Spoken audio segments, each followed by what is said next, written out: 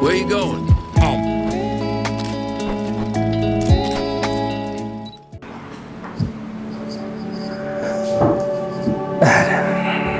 Selamat datang di podcast Pulang Kerja. Semoga kita bisa menjadi rumah baru untuk Pak Arya Dega, di mana Pak Arya bisa bercerita tentang segalanya. Untuk itu Pak Arya, bolehkah kami mengenal Pak Arya lebih dalam? Ya. Pertama, siapa sih sebenarnya Arya Dega itu? Oh gitu. Saya adalah orang yang usianya sudah 50 tahun. Cuman ya ini maaf ya, saya kan baru pulang kerja juga, jadi sedikit cerita kalau saya ini sebenarnya lebih suka tidak terikat sih dalam pekerjaan, jadi tidak sebagai pegawai tetap. Cuman ya memang saya harus selalu aktif gitu Mas. Nah, saya sendiri kalau ditanya siapa saya, agak sulit sih jawabnya, karena yang tahu malah orang lain, bukan saya sendiri. Biasanya begitu. Kalau gitu, pekerjaan apa yang saat ini lagi ditekuni oleh Pak Arya Dega? Kalau pekerjaan, jadi gini, pekerjaan saya macam-macam. Karena bagi saya itu nggak ada yang namanya penghasilan utama tuh nggak ada. Semua sambilan. Karena kalau saya bergantung pada satu, ini saya pegang untuk sebagai penghasilan utama, bahaya Mas. Suatu waktu ada sesuatu dengan penghasilan yang saya anggap utama ini, wah hidup saya bisa goyang nggak karuan. Nah, makanya saya ada beberapa pekerjaan yang memang semuanya pekerjaan lepas. Ngajar di kampus, kemudian saya juga review barang-barang, terutama review drone, ya drone-drone yang lagi ngetren sekarang ini di YouTube, terus di TikTok juga, di Instagram juga. Terus kadang juga saya ngajar training dan sertifikasi pilot drone juga. Jadi sebetulnya macam-macam. Kalau bisnis yang saya miliki apa ya? Ya saya ada perusahaan web design, saya ada, tapi nggak usah diomongin semua lah ya. Boleh. Yang paling senang ketika menjalaninya, pekerjaan yang mana Pak Arya? Pekerjaan yang bisa membuat saya kenal banyak orang. Jadi memang hampir semua pekerjaan saya ini memberi kesempatan saya untuk kenal sama banyak orang, dan yang paling saya suka, semua saya suka gitu.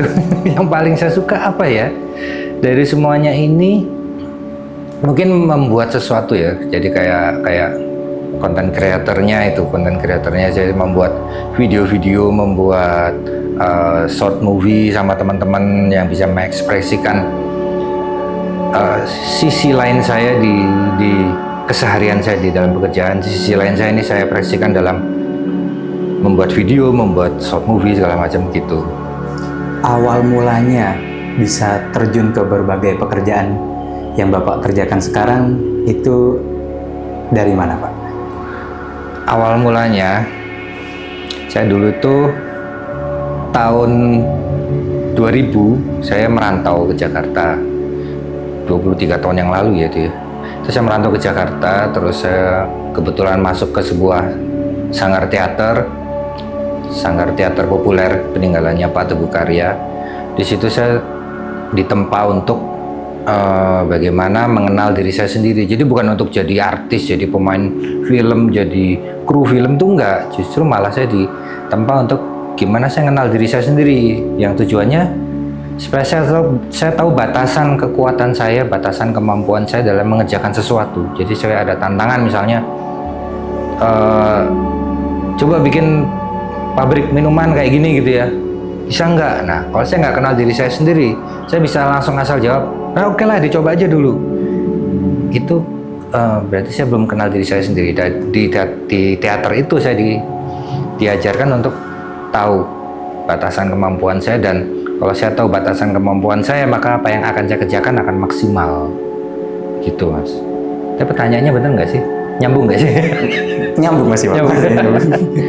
Ya, terus mulai lebih dulu mana? Mulai menjadi konten kreator dahulu atau mengajar sebagai dosen? Kalau ngajar sebagai dosen itu saya di Jakarta sudah ngajar waktu itu.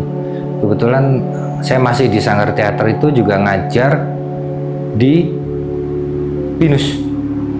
Binus Kampus Hangletkir. Tahun berapa ya itu? Tahun 2000 berapa?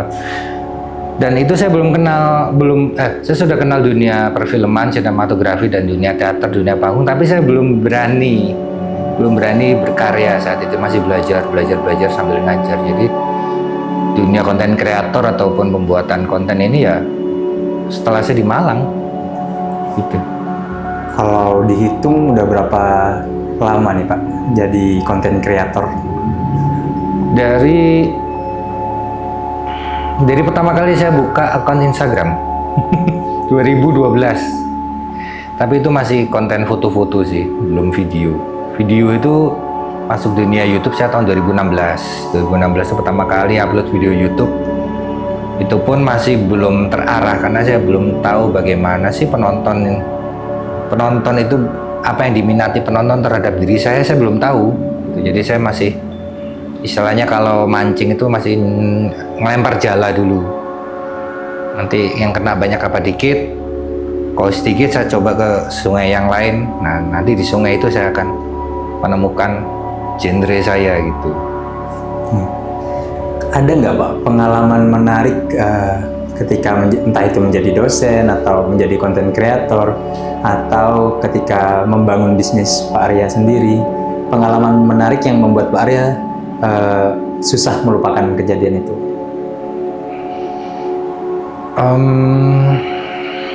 Ada waktu saya menabrakkan drone saya sendiri. Jadi drone saya hancur.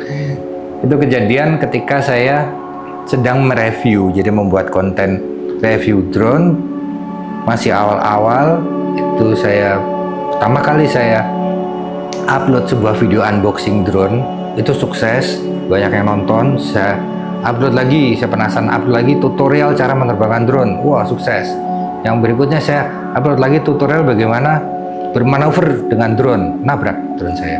Nah itu nggak akan pernah saya lupakan karena peristiwa itu menyebabkan saya kehilangan banyak waktu. Jadi kehilangan drone, nggak bisa dipakai, harus diservis dulu.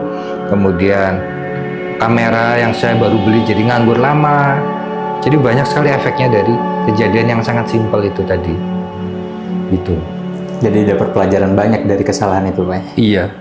Jadi harus efisien memang kalau bikin konten itu nggak bisa sembarangan. Nah pas waktu nge-review itu drone-nya dikasih atau Bapak beli sendiri? Saya beli sendiri. Di awal-awal itu beli sendiri, belum ada sponsor endorse, belum ada yang melirik saya lah, sponsor itu masih awal soalnya. Dan lumayan harganya. Ya dulu harganya masih 9 juta, saya kredit, saya cicil 12 bulan itu, nekat. Tapi kan di sisi lain saya selain nekat beli drone itu nggak hanya untuk saya review di YouTube, tapi juga untuk saya sewakan waktu itu. Karena belum rame zaman itu persewaan drone itu. Nah, Pak Arya Dega sendiri kan sering nih ngelatih pilot drone, terus mendampingi mahasiswa untuk belajar drone. Ada nggak sih Pak peraturan khusus untuk mengendalikan drone? Haruskah bersertifikat atau siapa aja boleh pakai drone? Ada, sebetulnya ada batasan usia. Dasar basicnya itu pembatasan usia. Ini baru saya omongin di podcast ini loh. Di vlog saya yang lain saya membahas tentang regulasi, saya belum pernah ngomong kayak gini. Jadi untuk menerbangkan drone itu dibagi 14 tahun ke bawah dan usia 14 tahun ke atas. Usia 14 tahun ke bawah itu masih dianggap bukan anak-anak, tapi masih dianggap manusia ini belum tumbuh yang namanya rasa tanggung jawab. Nah, 14 tahun ke atas itu udah mulai ada rasa tanggung jawab. Nah, di situ baru ada penyampaian tentang regulasi, tentang peraturan nggak boleh terbang nggak boleh di atas 120 meter, terbang nggak boleh di area 8 km radius bandara. Nah itu nanti yang usia di atas 14 tahun. Tapi yang usia di bawah 14 tahun itu kita nggak bisa ngajarin kayak gitu. Kita hanya bisa ngajarin drone-nya ini ya, udah di dalam ruangan aja, jangan di luar gitu. Hanya sebatas itu sih. Jadi dibagi jadi 2 kategori ya? Iya. Nah, ketika mengajar, ada nggak Pak perasaan atau kok nggak bisa-bisa sih tak ajarin gitu ketika mengajar? Atau memang karena Bapak suka mengajar dan berawal dari teater, Bapak mencoba selalu mengerti kepada murid-muridnya? Kalau saya rasa bukan karena sayanya yang bisa ngajarin ya, tapi memang nerbangin drone itu sebenarnya nggak sulit gitu. Jadi saya ngajar pilot drone itu memang sebenarnya nggak sulit. Jadi ya mereka bisa, yang penting kita kasih tahu apa adanya gitu. Juga kalau saya ngajar di kampus, ngajar bisnis kewirausahaan, itu juga saya sajikan apa adanya. Jadi nggak ada yang disembunyikan dan tidak di luar logika, tidak di luar tren yang ada saat ini. Itu biasanya semua orang tuh bisa nangkep dengan cepat kok. Jadi belum pernah ada yang sampai sekarang nggak bisa setelah diajarin sama Pak Arya? Belum pernah ada. Kalaupun ada itu karena memang nggak mau gitu. Jadi memang orang itu nggak mau bisa. Ya itu nggak bisa disalahkan juga. Memang tidak ke situ passionnya, tapi mungkin karena disuruh ya. Harus belajar gini, harus karena dia males ya. Ya bukan salahnya dia juga gitu. Nah, kembali ke konten kreator lagi nih Pak. Kan gak gampang awal-awal dapetin followers atau subscriber, terus juga views, itu kan pasti nggak langsung meledak. Iya. Nggak langsung dapat banyak. Ada nggak masa dimana Bapak merasa kayaknya nggak deh, capek dah? Pasti ada lah. Semua orang pasti ngalami kayak gitu. Bahkan saya baru-baru ini juga ngalamin lagi kayak gitu. Sindrom apa itu ya namanya, nggak tahu deh namanya. Jadi follower saya kan di Instagram nggak banyak, nggak kayak artis-artis ataupun influencer yang besar-besar itu, mereka bisa sampai ratusan ribu follower. Kalau dilihat sekarang followersnya cuma 24.000. Itu saya sempat dari waktu itu dari berapa ya? Dari 19.000 ke 24.000 itu lama banget. Rasanya itu udah saya sempat putus asa. Itu 2022. Saya sempat udahlah. Nah, tapi ternyata ada satu pemicu yang bikin saya tiba-tiba semangat lagi. Tahun 2022 itu pada saat saya di Jakarta tiba-tiba dapat centang biru gitu kan. Semangat saya. Tapi sebenarnya bukan itu. Jadi sebetulnya ada istilah orang bilang kalau jadi konten kreator itu harus konsisten, ya nggak sih? Ya kan? Konsisten. Saya tanya balik, apa? Konsisten itu apa? Dan ternyata orang-orang yang memberi nasihat konsisten itu nggak ngerti juga. Ya konsisten. Sehari upload 2 kali, sehari upload 3 kali, atau minimal sehari sekali. Yang saya lakukan atau yang saya alami ataupun yang saya amati dari teman-teman itu bukan itu sebenarnya konsisten. Konsisten itu lebih ke arah kita konsisten dengan style kita. Mau upload sebulan sekali nggak apa-apa. Yang penting kita konsisten dengan style kita. Jangan berubah. Misalnya saya biasanya ngomongnya suka pakai lucu-lucu, besoknya jadi kaku, besok lagi apa itu nggak konsisten. Tapi kalau upload tadinya sehari sekali jadi seminggu sekali, itu tidak bisa disebut tidak konsisten. Itu. Dan yang kedua itu disiplin. Nah, disiplin ini banyak yang juga salah mengartikan. Sorry. Disiplin itu apa? Masnya tahu nggak disiplin apa? Disiplin itu Masnya tahu nggak disiplin apa? Ayo. Ya nggak apa-apa kan. Ternyata disiplin itu kan sulit ya. Kalau didefinisikan apa sih disiplin? Bangun pagi, bukan. Terus apalagi tepat waktu juga bukan itu disiplin. Sampai akhirnya saya juga mikir apa sih disiplin, dan ternyata disiplin itu adalah kita menepati janji yang kita ikrarkan sendiri, itu disiplin. Saya pengen besok bangun pagi, ya itu kan ikrar ya. Kalau saya besok nggak bangun pagi, saya nggak disiplin, karena saya tidak menepati janji yang saya ikrarkan. Kalau saya besok nggak syuting, berarti saya nggak disiplin, karena saya sudah rencana tapi saya nggak menepati janji saya sendiri. Nah, itulah disiplin kalau buat saya. Jadi konsisten dan disiplin yang seperti itu. Jadi kalau menurut Pak Arya, disiplin dan konsisten itu bukan tentang jumlah uploadnya, Bukan, tapi lebih ke arah bagaimana kita kerja dan kinerja kita, gitu sih. Kalau tadi udah dijelasin sebenarnya kayak mendapatkan centang biru, mendapatkan ini. Kalau yang membuat Pak Arya bisa bertahan, kalau tadi kan udah down, dipicu lagi. Tapi yang bertahan, membuat bertahan dari awal menjadi konten kreator sampai sekarang. Yang membuat saya bertahan itu karena masih banyak sih karena saya kan di dunia drone ya Mas ya. Di dunia drone itu masih banyak hal-hal yang berkembang, entah itu mengenai regulasi ataupun teknologi drone-nya itu sendiri. Dan dari sisi regulasi itu masih banyak yang melanggar, dari sisi teknologi masih banyak perang harga dan merek. Nah, dinamika itu tuh ternyata kalau saya manfaatkan nggak akan ada habisnya untuk saya bikin konten. Jadi pemicu saya di situ. Jadi saya berterima kasih sebetulnya untuk teman-teman yang melanggar regulasi karena itu pemicu saya untuk selalu mensosialisasikan regulasi tentang drone ya. Saya juga terima kasih untuk brand-brand besar yang saling bersaing perang harga, yang brand ini ada pengikut fanatiknya, ini ada pengikut fanatiknya. Saya terima kasih dengan fanatik-fanatik itu, karena saya jadi nggak akan kehabisan ide untuk apa yang ingin saya sampaikan. Dari tadi kan bahas tentang drone nih. Ya. Apa itu termasuk hobinya Pak Arya sebenarnya, menerbangkan drone? Sebetulnya hobi saya dari awal tuh aeromodeling.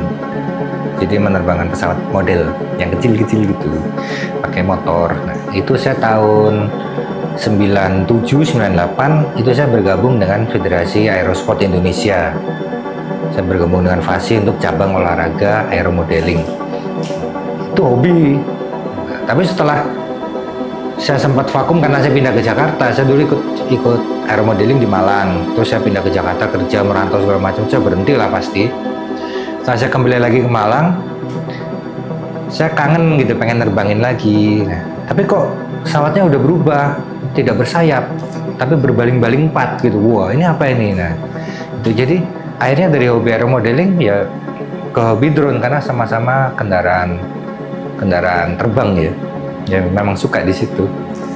Nah, kan biasanya kalau orang kerja stres larinya ke hobi.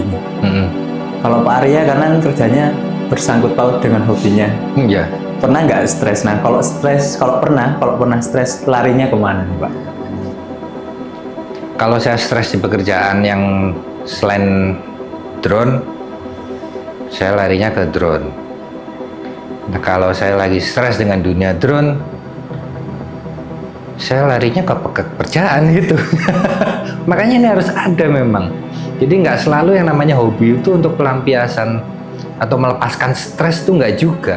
Karena di hobi itu ada stresnya juga. Misalnya saya ngerakit drone dari pagi sampai malam, ini nggak terbang nggak jadi balik konslet segala macam. Pasti saya geletakan.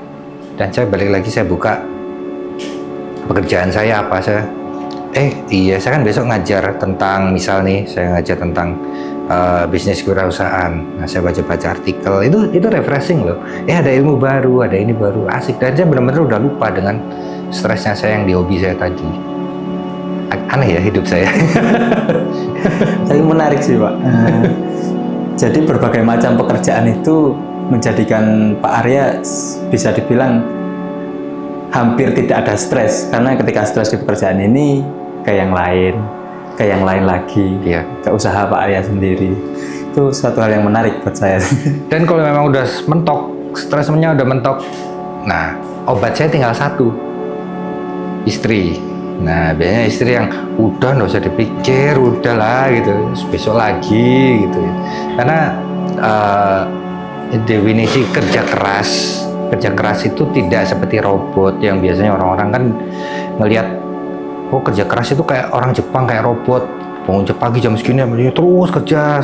Enggak, kerja keras itu kata istri saya ternyata tidak seperti itu, dan saya iya ya, masuk akal juga. Jadi kerja keras itu adalah kerja yang konsisten, bukan kerja yang banting tulang mati-matian sampai sakit, itu enggak, tapi yang konsisten dan bisa menikmati hidup. Nah di situ saya dapat refreshing dari istri, ya kayak gitu lah. Sederhana Pak ya. Iya. Nah, pekerjaan Pak Arya Dega yang bermacam-macam tadi, yang dimulai mungkin dari tahun 2000-an, sebenarnya Pak Arya bekerja nih untuk siapa atau untuk apa? Kalau idealisnya, yang semua yang saya kerjakan tentunya untuk anak dan istri ya. Jadi saya nggak bisa kerja atau saya nggak bisa hidup ini tanpa meninggalkan apa-apa untuk anak dan istri atau keturunan saya. Jangan sampai nanti saya begitu nggak ada, terus tidak ada bekas apa-apa dan dilupakan, dan anak dan istri saya tidak punya kebanggaan apa-apa terhadap saya.